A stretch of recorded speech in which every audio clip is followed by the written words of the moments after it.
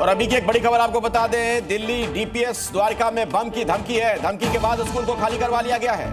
तो देखिए, दिल्ली पुलिस और बम स्क्वाड की टीम मौके पर पहुंच चुकी है। फायर ब्रिगेड की टीम भी मौके पर मौजूद है। हालांकि ये पहली बार नहीं है जब इस तरीके की घटनाएं सामने आई हो। पिछले कुछ दिनों से लगातार दिल्ली के तमाम स्कूल्स को इस तरीके की धमकियां दी गई हैं और अब द्वारका के दिल्ली डीपीएस स्कूल को बम की धमकी मिली।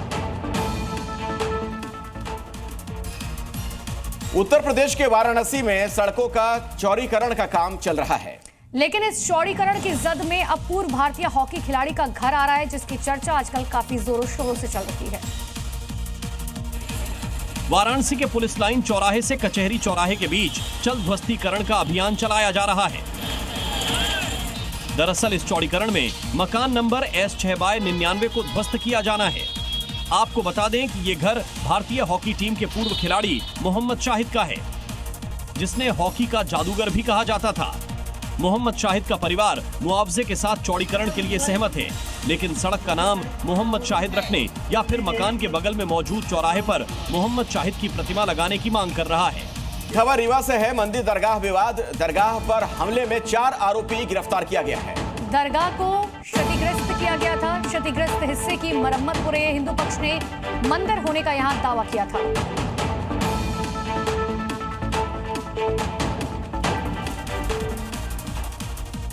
यूपी के फतेहपुर की मजार विवाद तो याद ही होगा आप सभी को। अब मध्य प्रदेश में भी ठीक उसी तरीके की घटना घटी है। यहां एक दरगाह में तोड़फोड़ कर माहौल खराब करने की कोशिश की गई। ये तस्वीरें रीवा की उसी ऐतिहासिक गाजी मियां दरगाह की हैं, जहां अब भारी फोर्स तैनात है।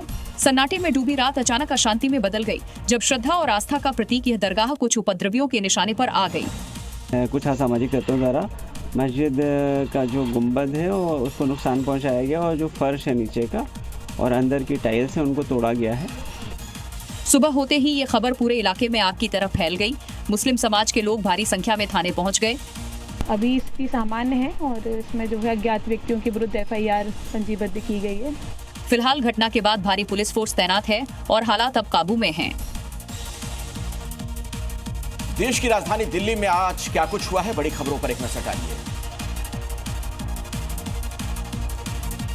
दिल्ली को जाम से राहत देने और ट्रैफिक को सुगम बनाने की दिशा में एक बड़ा कदम उठाया गया। पीएम मोदी ने दिल्ली में दो अहम हाईवे प्रोजेक्ट्स का उद्घाटन किया।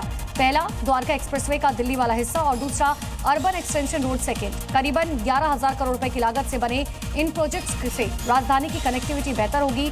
कई इलाकों में ट्रैफिक का दबाव कम होगा। सरकार का दावा है कि इससे दिल्ली के लाखों लोगों को फायदा होगा। दिल्ली सरकार यमुना नदी की सफाई में लगातार जुटी हुई है और इस दिशा में अब तक काफी काम हो भी चुका। इसके साथ ही दिल्ली में 660 इलेक्ट्रिक बसों का संचालन शुरू कर दिया गया है, जो प्रदूषण को कम करने में मदद करेगी। प्रधानमंत्री मोदी ने कहा कि पिछली सरकारों ने दिल्ली को डुबो दिया था, लेकिन अब बीजेपी की सरकार के नेतृत्व में लगातार विकास हो रहा है।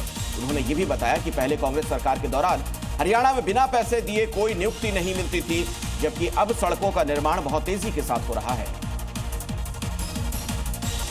दिल्ली के मोती नगर इलाके में बाइक सवार को कुचलने वाले थार चालक को पुलिस ने गिरफ्तार किया। आपको बता दें, आरोपी ने अपनी कार से कुछ दिन पहले बाइक सवार को कुचलने की कोशिश की थी, जिसमें बाइक सवार गंभीर रूप से घायल हुआ था, जिसे अस्पताल में भर्ती कराया गया, जिसके बाद पुलिस ने कार्रवाई कर आरोपी अमरिंदर को गिरफ्तार कर लिया।